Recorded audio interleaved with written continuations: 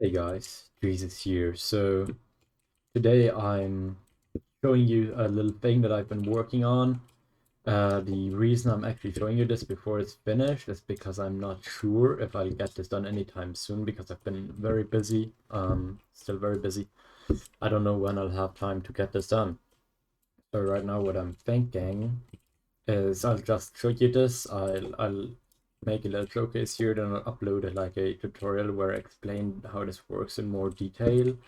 And then someone else might be able to use it and make something nice with it. If not, I might be able to finish my cannon here at some point.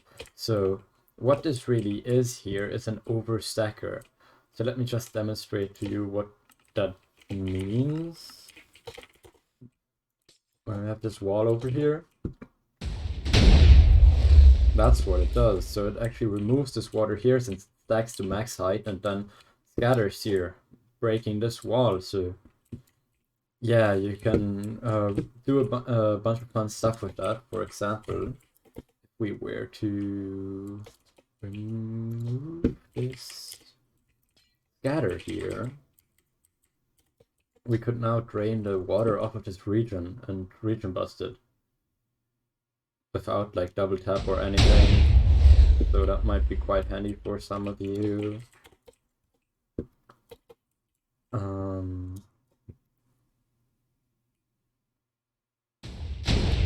there we go. Now let's put that back. Since we do need the scatter to break through that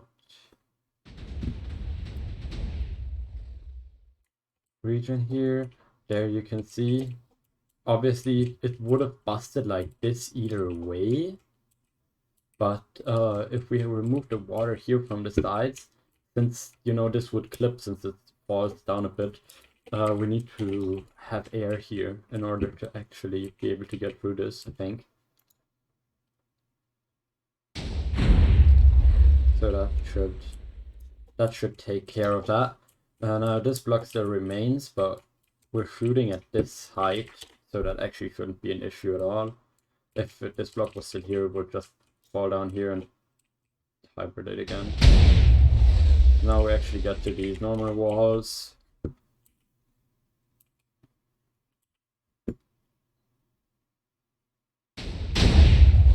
There we go. As you can see, the water here does get removed. Now what I actually want to get into a few things about this cannon might be important. But first of all, nuking or slab busting or doing anything that requires a few different positions is not that easy. Since this is a two-phase, it's a true power cannon. If I add a third power, nuking should become quite easy. But I haven't played around with that yet since I wanted to keep it like having a free powers on a cannon is kind of ridiculous.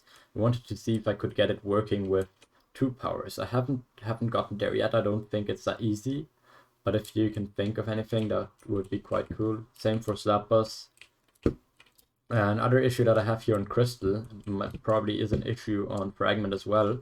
This cannon actually stops working after a couple shots, after a while, kind of randomly, until you unload it for like 5 minutes. And when you come back, it works again. I think that's a caching issue in the jar, something like that. I'm not sure. Obviously, I can't confirm that, but it does work. And this does require the, as far as I've tested, this could be different. There could be some differences there in your experience, or you could design this to not be like that. But as far as I've tested, this does require there to be water at the wall with water flow enabled to get some sort of separation between the stuff. So now actually let me just fix up this wall here.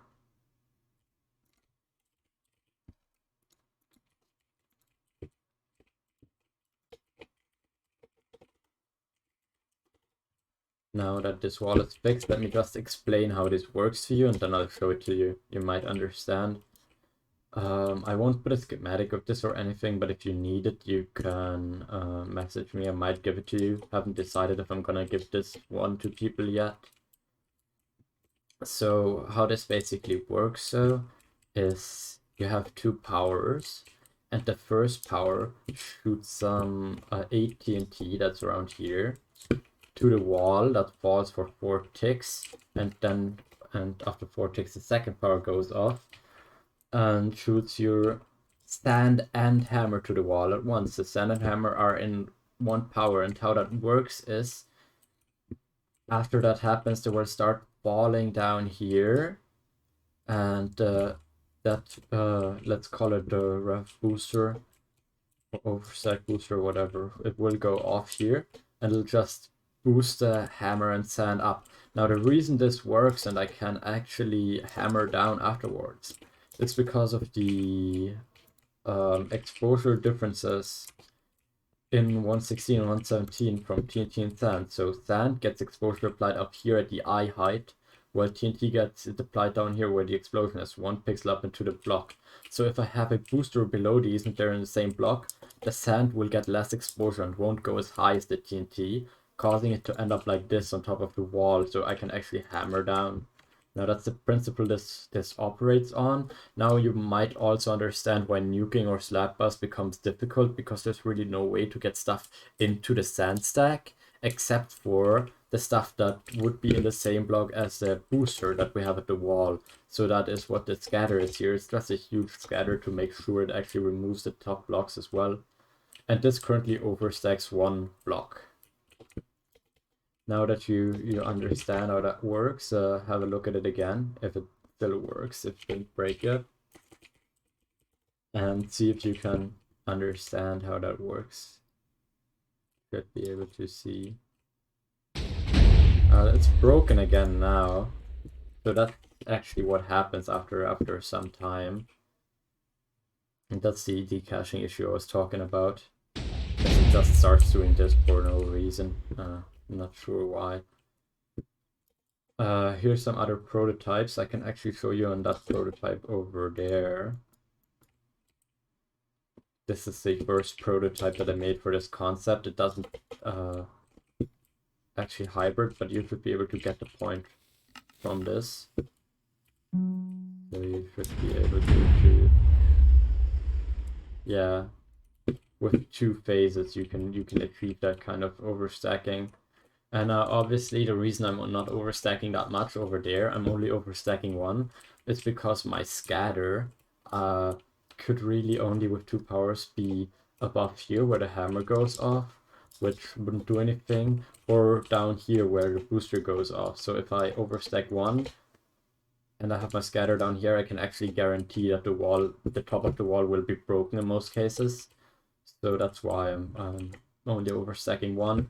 If you use another power, you could actually get this to work quite differently. You could nuke the whole stack, you could overstack a lot more. That's up to you, I guess. But yeah, that's really how this works.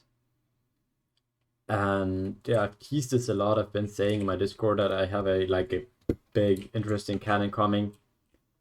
But I really currently don't have the time to finish this cannon to get everything working and cleaned up. And I'm also still waiting for them to fix that bug where, it stops working after a while. So after like 10 shots, my cannon just starts doing that, and I need to go, wait 5 minutes, come back, keep working on it. It's quite annoying, so I might finish this in the future. If I do, I'll release it. If I don't, feel free to take the concept. I might, if I feel like I'm really not going to finish this cannon at all, I might release the schematic and release my ratios as well and my timings, because this took quite a long time to get the timings right to be able to. That's another thing. It's really fucking hard, really fucking hard to get your hammer to go off like right here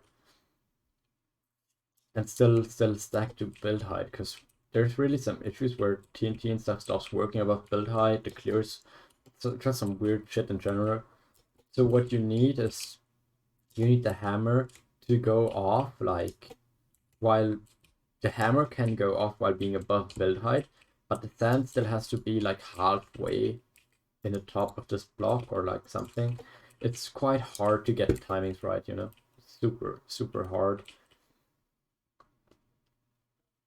But yeah, this might, well, as I said, currently not very usable, no slap bust, no nuke. But if you could get the slab bus working, this might be a good cannon, especially for servers where you don't have the um, ability to double tap because it's too laggy. Because you can just destroy regions like I showed here without double tapping, without like any one-shot shenanigans. You could also achieve quite a lot more range with this than with any concrete stuff if you do the timings right. It is not very consistent currently. So probably doesn't have a lot of range, but if you work it out, you could. So this is actually like a really important concept, I think, for 117, because it's actually a concept, especially with the two powers, that will only work on 117. This will not work on 1.8 because you can't get that kind of separation. I'm sure there's other ways to do it on 1.8, but this is not one. So yeah, I feel like this is quite a good concept for doing a bunch of things. And yeah, I hope you enjoyed this. I hope you understand now what the big thing is I've been working on, and I might try to get some smaller cannons out. Like a lot of people still want concrete cannons, so I might make one of those again, a better one. So I might just try to get out some smaller cannons, and I'm also working on some other cool stuff that's not as private as this. Hasn't been as private as this. Been working with Roar on a 0.5 second revenue, but we've kind of haven't made much progress on that recently. So yeah, I'll have my Discord server and canning server in the description that you can join. That's Fragment, it's free. But if you're looking for like more features and stuff and better support, you should probably join Crystal now. They have a 117 realm here. I'm on Crystal obviously right now. Yeah, because I'm not a plugin developer by any shot, so yeah, if you want proper support, proper plugins like with Canon debug on here and stuff, you should probably join Crystal. But if you just want to try 117 canning or you can't afford the whitelist, go join Fragment. It's in the description. The Discord is also still a big thing because that's like the main thing where 117 canners actually talk about concepts and stuff. I feel like is still Fragment. So yeah, go ahead and join that, like and subscribe, because you know I have to say that. I also want more subscribers, so do subscribe, please. And I hope you enjoyed this.